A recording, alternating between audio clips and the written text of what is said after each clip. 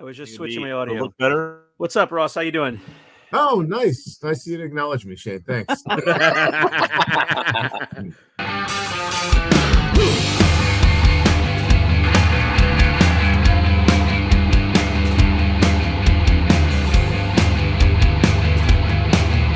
Hey everyone, welcome to another episode of 5 Idiots Talking Toys. It is a collector's podcast on YouTube or your favorite podcast app. Thank you very much for joining us for this episode. We have a special guest tonight. We're very excited about that. We're going to bring the boys in a moment, and we're going to reveal, well, I always say reveal the special guest, but you can read it below. Spoiler alert. So if you want to follow the show, though, you can go to 5idiotstalkingtoys.com, see all of our social links. Follow us there for different content throughout our channels. You can get to the merch shop and support the show with a t-shirt, a hat, a satchel, a sticker, a coffee mug. You know, Charles loves his coffee mug. You can get there from the website as well. And you can also hang out with us at rogue5toys.com. That's our collector page where we have lots of items available for sale. We also have live sales there. We have claim sales, and we have a lot of fun there as well. So please check out our links. Let's jump in with the 5 Idiots Talking Toys. I'm Shane. Charles is here with us. The mustachioed Alamo joins us from the West Coast. God. Lord Walden. Stupid mustache. I'm kind of mesmerized, guys. I can't even bring in the fifth idiot because what is going? All right. Christopher is here. God. I actually see things moving around in there. I saw something crawl, like it had like legs. Yeah. Oh, maybe it was just a piece of spaghetti. Oh, yes. So it was a piece of spaghetti. Correct. So what's up, Shane? Thanks for having us on tonight. Thanks for being here. Thanks for having me and my partner on. Correct. Thanks for letting me back on, Shane. Charles, you were always welcome. I was suspended last week. You were on suspension. Right now, you're back. You're going to always be welcome until you pull any of that BS again, and then you're out. I'll follow the rules. Yeah, follow the rules. Brandon, Weren't you at a Little China concert or something? What's the name of that group? Do you want to go see? Fruity Ice or something? Summer Jam. Yeah. Summer Jam. Hot 97 Summer Jam. Hip hop. With Black China and Sugarcane. And what's the other guy's name? Fruity Ice, I think, or something. No. No, what was the girl's name? Ice Spice. Right? Ice Spice. That can't even be right. That can't be real. I was going to say the girl from the Mandalorian show, but I couldn't think of it. Lizzo or whatever it was.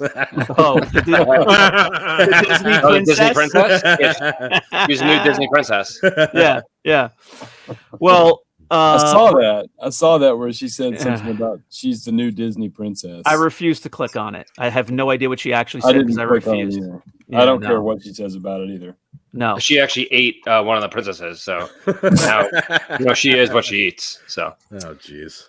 I did appreciate whatever that was about 4 or 5 years ago. Now I did appreciate the fan push for Leia to be a Disney princess, because it was a cute idea because now Disney, Star Wars is folded into Disney. But to announce yourself, I'm not clicking on that. Shane loves Leia.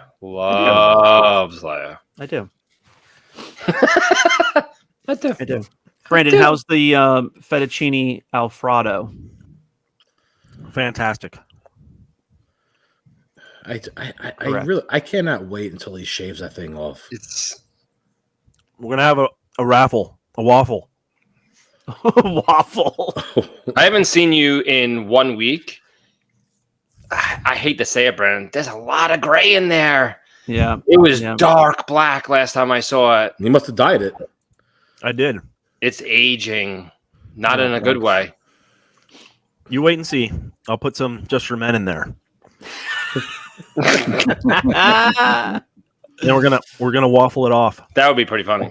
All right, guys. So again, I always try to reveal, and the cat is out of the bag because of the obvious reasons. We don't see it when we're here recording, but below the screen is the title.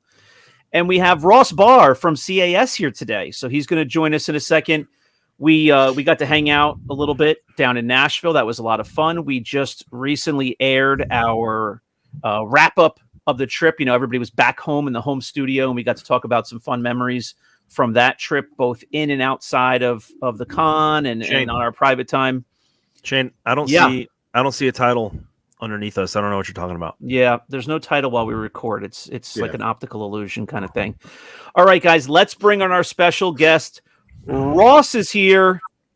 Ross Barr. Hey, how are you? Welcome to the show. What's up? I got mustache envy a little bit. Mine's not as good. Right? Hello there. It's there. I know. It's there. Maybe when you shave yours off, I'll like graft some of the pieces. Are you growing a mustache right there? Is that a mustache, or are you doing the full beard? Is that a mustache? Wow. Charles and Chris. Good night. It was good seeing you. Thanks for being here. Thank you. Charles and Chris are the only ones who are not on the bandwagon here. You guys need to get going. I mean, we need a full mustache episode. I don't only in November. I'll have a mustache. All right, fair enough. John, remember that? Write that down, please. Thanks, John. Brandon, I had it last time. I had it last November, and you guys made fun of me. I'll only shave mine off if John shaves his beard and if Charles Shane shaves his beard. All right, we'll talk about that at a time when we don't have a live guest. That'll be a future episode. Yeah. Ross, feel free to tune in or join us for a future episode exclusively about mustaches. I'm looking forward to it. I really am. So thanks for being here. It was great getting to really, for me, to meet you in Nashville. I mean, I've seen your face a whole bunch and seen some of the videos that you've been in elsewhere. So I feel like I've heard you before, but it was nice meeting and getting to hang out with you. Guys, feel free to jump in here and likewise. It was my first time. Thanks there. My first time meeting Ross as well. So I've met Chris a couple times. It was good seeing Ross finally there at a show and helping out. So likewise. I'd say hanging out with you guys at Rula's was probably the highlight of the weekend. It really was. It was an awesome time. Good. Just a bunch of like-minded individuals hanging out. Bunch of idiots. Yeah. It was a good time. It was a good time. I love how we've all been like name dropping John Rula, the action figure grader, ever since we were at his house, like as if we were at the White House or something, you know, like you got to tell everybody about it. Well, he did announce it on his show, how he sent the wife and kids away for the whole weekend. And next year he's doing the same thing and he's having everyone stay over and sleep there. So, you know, does it upon himself. That was a great time, and they really were wonderful hosts. They set up the place for a good time, you know, poker and cornhole and good food and everything. So it was really fun to sit around, not worry about anything else, and just chat and have fun. So Ross, how was the experience? Now I don't know how many shows you go to yourself around the country with CAS, but you could tell us about that. But how was your experience in Nashville? It was awesome. I think ICCC for CAS is probably, maybe after Star Wars Celebration, probably our best show as far as like the volume of submissions, right? We got a lot of support from, the Imperial Commissary for years. And then a lot of the collectors that started out in that group or found the hobby online through that group, kind of support us through there. So we do really, really well at the show. I've been getting back to kind of the question you're asking, Shane, before. I started with CAS in 2016. And, the first like 2-3 years, I did show after show after show as we're trying to build up the brand, get the word out and make new customers. So, the first couple of years, it was like once a month or twice a month. My kids were younger at the time. It was a lot, man. It was a lot, fun traveling and doing all that and going to toy shows and stuff is a business expense, which is cool. But over time, as the business has grown, we don't need it as much. But it's still kind of a fun thing to do, to get out there and meet your fellow collectors. And it makes it easy for people to drop off to at a show. I hate shipping stuff, right? Like if I turn the camera around, you'd see like all these boxes and bubble wrap and shit like that I have over in the other side of my collecting room. I hate it. I hate packing peanuts all over the place, shit like that. So I know that's nice why you have Charles and I, because Charles and I are going to be the new shipping department. Right, exactly. So, I don't remember you being part of that, Chris. It was just Charles. It was just Charles, yeah. He's trying to add himself in there. Yeah, Charles is the shipping manager. He's a manager. Yeah, I'm the manager. So you guys really separate yourselves from, say, like the AFA booth, because you guys are so approachable, really nice, and just like really helpful. So like at that show, like everyone was at your booth. You guys were packing up stuff left and right. Yeah, no, thanks, man. We did well.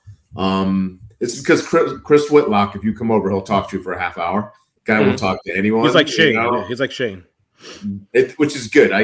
And when customers come, I'm like, yeah, go talk to Chris, because I don't want to talk to Chris anymore. You go talk to Chris. Yes, thank you. Thanks. Was this your first ICC show, or because I haven't seen you the last few years? No, I did the first one, the second one. Okay. And then I think 3 and 4 were somewhere around COVID, maybe the end of COVID or something like and those are the ones that we went to. Right. And then my son plays baseball, so it was hard to get April is like prime baseball time, so I couldn't get away last year. This time it was Memorial Day weekend, which is a little easier. So cool. What's new at CAS? Like, I know like the speed times with grading have gotten like really, really good. Mm-hmm. I just had my February submission. You guys did it the end of May, so it's like a little less than 4 months now. Yeah, I mean it's still not good enough, right? Like, I mean, honestly, since I formed, part of forming the company, like turnaround time is always the thing, right? Like people don't realize this kind of behind the scenes, but after the end of every single week, I have like an Excel doc that has every order that shipped out that week. And I personally calculate the turnaround time on every single order, create averages for the week and for the month, like track it, have like graphs to show, if it's improving or deteriorating. Easy for me to say. So I'm acutely aware. Blasper. Right. Blasper. I'm sorry. Chris likes to say Blasper. Yeah, I say Blasper sometimes. Okay. An Imperial Blasper. Yeah. Right. So, 4 months, like it's crazy that sounds like an acceptable turnaround time, but based on, the other us CAS and AFA being like 7-8 months in the past, more than that, like 4 months, like, yeah, that sounds great. But what if I told you guys are at about 4 months? AFA is about 7. Yeah, I mean, it depends on who you ask and who, it seems like it's inconsistent, because I'll see something on Facebook. Someone's like, oh, yeah, I sent my stuff into AFA and they sent it back to me 2 days ago, by going into a time machine. It was so fast, right? Like, it is lying. Right. I sent in. Like, I sent it in and I got it, I sent in the next day to my house, right? It was 6 recasings, and it took a year to get them back. A year, and now they've had another order since December of just recasings. So that's 6 months. Just fix a peg. Yeah, I mean, all of that's unacceptable. I'm sure if you talk to them, they'd say it's unacceptable. We would say it's unacceptable if it was us, right? Like, the goal is just always to get better. I mean, neither we or them have been able to crack that nut over the course of many years, but we throw more resources at it. Part of it is too, you don't want to just throw bodies at it, right? Our goal is to get more efficient with the folks that we have, right? And you get to kind of an optimized production.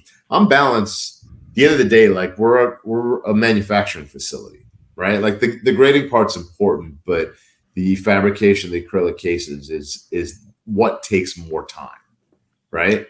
And so, the fabrication and the actual manufacturing of the cases, the fabrication, the people that are putting the parts and pieces together, that takes time too. So always working on getting more efficient and, finding new ways to cut time, little things like keeping the parts closer to the person that's fabricating it versus walking 5 feet. When you're doing hundreds of items a month, it really does make a difference in the time, and that ultimately kind of correlates to getting stuff back faster to people. So it's really interesting to me to know that you're really on top of the turnaround times, like you just described, with spreadsheets and graphs and charts and stuff.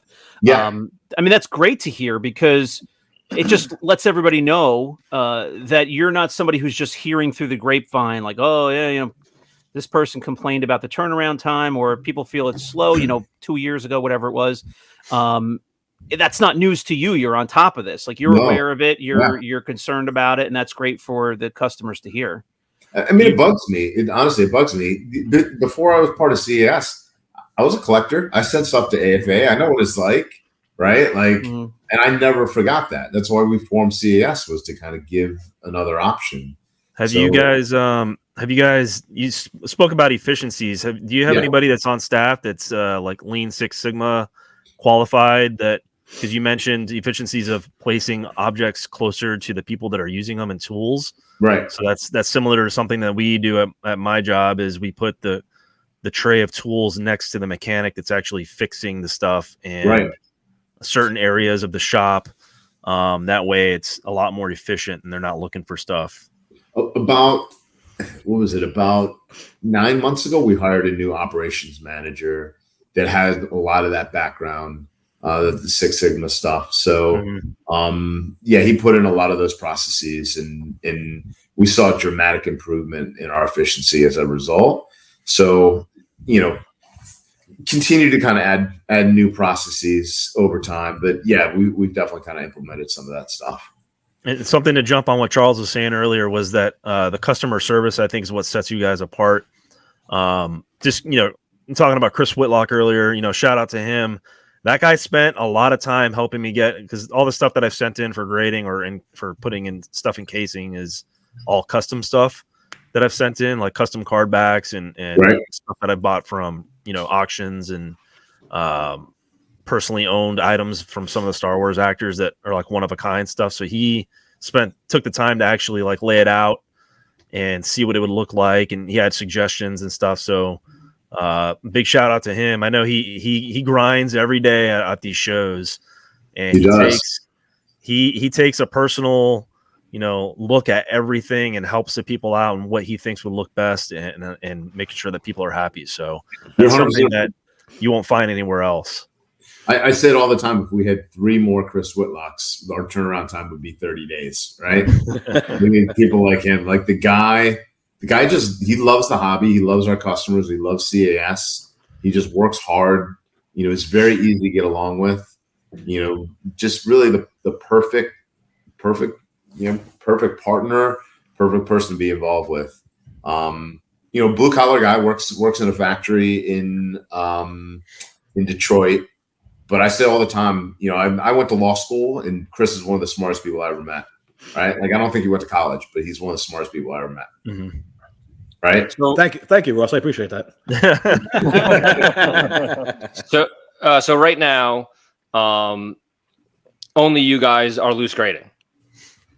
So how's the business with that? So, I think we've seen a lot of it. We've seen a lot come in. I think UKG is still, but you're right, in the US, right? AFA stopped doing it. So, we've seen a lot of it, a lot of loose Star Wars. And, I see why they stopped doing it. It's, you think about it, like versus a carded figure, right? Like, but not that you guys don't know what a carded figure is. I like how he scoots across the floor. Nice desk chair. He wouldn't what would that have been, right? Like a carded figure is very, very simple. It's just a couple rails and a square, right? That is CAS. Yeah, it's CAS graded. Yep. I think. That's the Morphe auction one, right? It is the Morphe auction one. Yeah. Yep. Yeah. There you go. 80 plus. 80 plus. I'm shocked that you didn't give yourself a 90. First of all, I don't give myself. Right? I'm kidding. It is all anonymous. It is all anonymous, right? Like you'd see, like all the Facebook knuckleheads are going to start commenting about the fact that I have a CS graded item in my collection. Oh my god. But the loose figures a lot more work, right? And actually, you charge less for them, but it's more work to do them. All the parts and pieces, the little neck yoke and the little weapon holder, and it's easier to mess something up with the wrong weapon. And now you get into the space where people are like factory matching weapons, which we don't do yet, and AFA doesn't do. But you know, I was actually going to show you one thing that I thought was like new, or I thought it was like weird. Uh-huh. You guys labeled this like a Palatoy. Like I've never seen that before. Like labeling like a Lando a Palatoy. I'm like, there has to be someone there who's like new. They've always done that. Really? Yeah. I've never seen like 1980 Palatoy, no COO, Lando. You've never submitted one. Well, I've never seen one. Well, though. as soon as he gets them in, he sells them. So I had like some Boba Fett ones. Right. He's actually owned 10 before. You just forgot. I think I bought one from you, Charles, actually. Might be true, but right. So about 2 weeks ago, I was shipping out boxes at the house, and by accident, I switched boxes. So I shipped a box to CAS that shouldn't have been sent, and it was supposed to get sent to like a customer. So I emailed Kelly, and I was like, Kelly, I sent you guys a box that was not supposed to get. It was actually 2 loose graded figures, and I was supposed to send in a Paplu. Don't ask me how I mixed that up. So I emailed her, and I told her that I sent the wrong box, and she was like completely cool. She's like, no problem. I'll tell them about it. And within, 3 days, I had the box sent back to my house. I said, just send me the shipping cost, whatever it costs, I'll pay it. I got it back. I sent it back to the customer. Everyone was happy, and I'm like, AFA, forget about it. It would have took 6 months to get an answer. No, Kelly definitely knows you guys. We've spoken about you before, right? I think I'm saying like when we were all down in what was the last show that we were at before ICC? Morpheus, right? We were there. I was talking about hanging out with you guys. So, no, she's great. She's great. Oh, yeah, she was cool. First couple of years, and I can't remember who said it. Maybe it was Brandon who was saying about the customer service. That's important. At the end of the day, I say it all the time to the staff that, people don't need toys, right? None of us need toys. You need food, you need water, you need sleep, right? You don't need toys. And you sure as hell don't need fancy acrylic cases to put your toys in, right? So on that basis, if someone chooses to spend their money with us, you better treat them like gold, right? Oh, treat them how you want to be treated. I have an example, and it's not really toy related, but it's customer service related. Flying, So I do a lot of flying. I go to a lot of conventions. I fly a lot for work, all over the place. Shocker. And recently, I took a flight on Frontier Airlines, and Frontier only has a hub in Denver, and I think they have one in Miami. But I flew them, landed in San Diego. Thanks, Brandon. They had no stroll. They somehow misplaced my stroller and the car seat. They have no luggage office in San Diego. Like, you get off the plane, you go get your luggage, and if it doesn't show up, you're like, where's the office? I go walk over to Southwest, and they're like, they don't have an office. I said, well, this is going to be great. So I walk over to the front desk, and there's no one there. They're all closed, and it's like one guy, the janitor, walking out of the office. I was like, zero customer service. Was it John? It was John walking out of the office. Now, I had to ask him where my stroller and car seat was. I get it back. Charles, you know very well that John is the janitor at a hotel in Nashville, not in San Diego at an airport.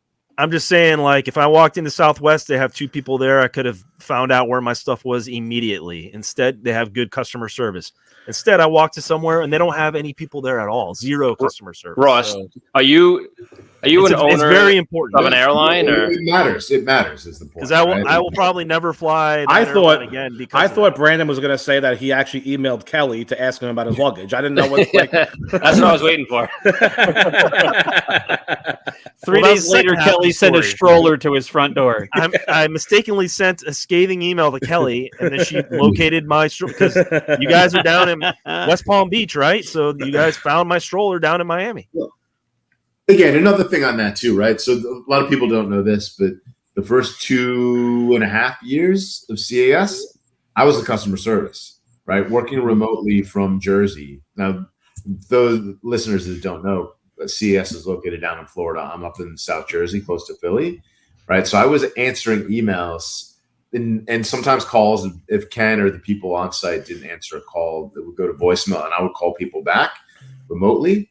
But I did that job for 2.5 years, and I had the standpoint that I would not let a day go by for someone to get an email back, right? You would never wait more than a day. And when Kelly came on, sort of the exact same thing.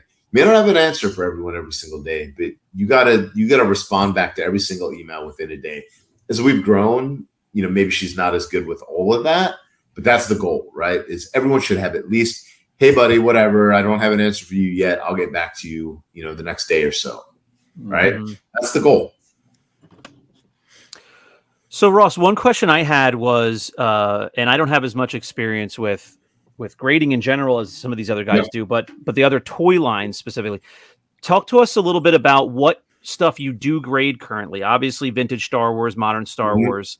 What are some of the other, things that jump into your mind that maybe some of the viewers don't realize that you grade or preserve or archive?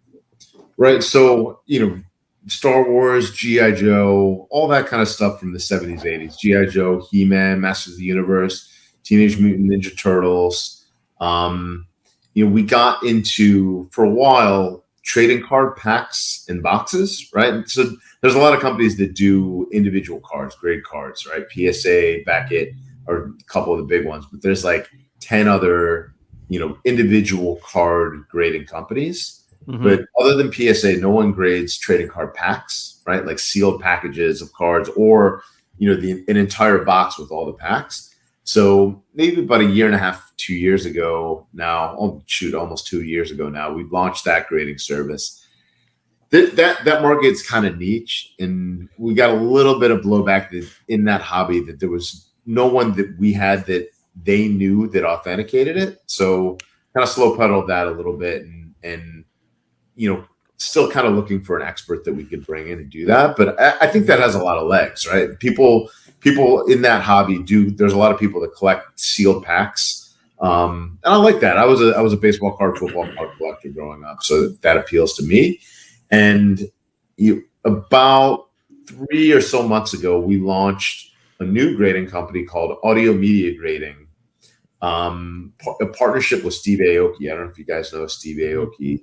Pretty famous DJ, electronic music. I've DJ. seen him a few times. Yep. Awesome guy. Guy. Huge collector, huge baseball card collector, collects toys, big collector of Did you meet him? Vinyl art. Sorry? Did you meet him? Not in person. We've had like Zoom calls many times. I think he came down to our facility down in Florida, or maybe one of the guys went to go see him at a show down in Miami. But been on the phone with him a lot of Zoom calls and stuff like that. So in partnership with him, it's we're creating a market where one hasn't existed, but audio media grading does primarily vinyl records, but other audio media like cassette tapes, 8 tracks, CDs. And so with him, I mean, the guy's got like 10.5 million followers on Instagram. He makes posts about AMG, and we get like another 1,000 followers on Instagram just from like one post from the guy. He's got great reach. He's gotten us into people in the record industry that I think we'll have a few things coming out. Some really key pieces that we're grading, and some other amazing people that will come out at some point. So we have a lot. I think that at some point maybe bigger than the toys, honestly, because you think about it, like there's a ton of vinyl collect. I don't know if any of you guys collect vinyl records or any sort of audio media, but only vinyl Cape Jawas. That's it. Right. I mean, John probably does. I realize this is a toy podcast, so I won't go too much off the rails on the vinyl. But if you're a music fan and you're also a collector, it's a badass thing to collect. Really, like I've gotten into it myself a lot lately. Getting original issue, stuff from the 70s, 80s. A lot of it's not very, very expensive, but holding that vinyl, it's kind of nice. It has that same like old smell that a 12 back will. And if you're a music fan, it also kind of scratches that itch too. So that was actually we'll see where that goes. That was going to be my next question. Was what exactly do you collect? Like everyone knows that you collect vintage Star Wars. Was there other things that you do? Can I show you real quick without getting too crazy? Yeah, for sure. Is that going to work? Is that going to work for purposes of the podcast? Yeah, for sure. Absolutely. This All isn't right, a professional show, Ross. Don't worry. Can you slide it along the floor again like you did before? There you go. So this is my wall of Han. I'm a Han Solo focused collector. You can see it's like, Han original, foreign domestic, Empire, Jedi on the top, Han Hoth, and Han Bespin. So I'm kind of building that a little bit. Here's my carded figure run. Nice. Still's got some holes. I bought and sold I only collect the first 81 figures, the 79 plus both versions of C-3PO and R2. I've bought and sold it a few times, so I'm currently buying it back.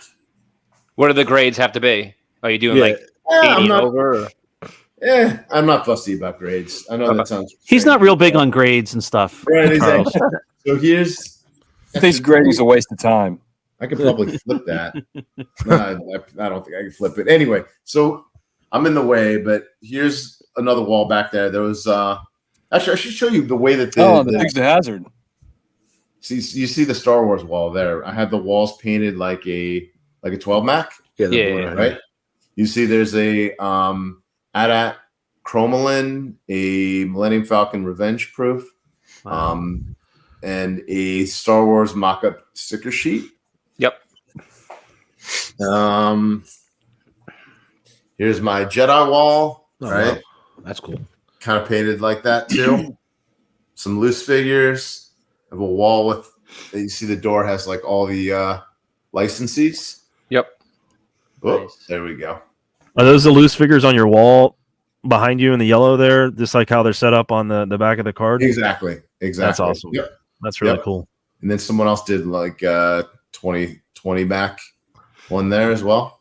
How'd you have that done? Like, There was a guy on Facebook maybe 6-7 years ago that was making these. Is that a sticker decal? What's that? It's a sticker decal? No, it's like a poster board, and I kind of hung it up. Wow, looks awesome. It's hung up on the wall there. Yeah. Cool. And then here's my the Empire wall, just all loose figures, different. Sorry, got like drunk. Loose He-Man, some G.I. Joe Redback. I didn't see them in Empire. What scene were they in? exactly. So that's the long and the short of it. I got more stuff outside, but I don't want to drag this on too much or Shane will hate me. No, this is good. No, Shane loves dragging stuff on. Yeah, I love dragging stuff on. Did you watch last week's episode? They were dragging on over easy eggs and hard eggs. It was like I was fast forwarding it. It was. I've watched podcasts before. It was a breakfast episode. Yeah, people go on and on and on. That's not my style. That does it for part one of our interview with Ross Barr. Really great to hear about CAS, what they're planning on doing in the future. It was really cool to see some of Ross's collection. Tune in next week for part two as we close out our discussion with Ross Barr from Collector Archive Services. Thank you so much for tuning in. Be sure to like and subscribe to this channel, and we'll see you next week.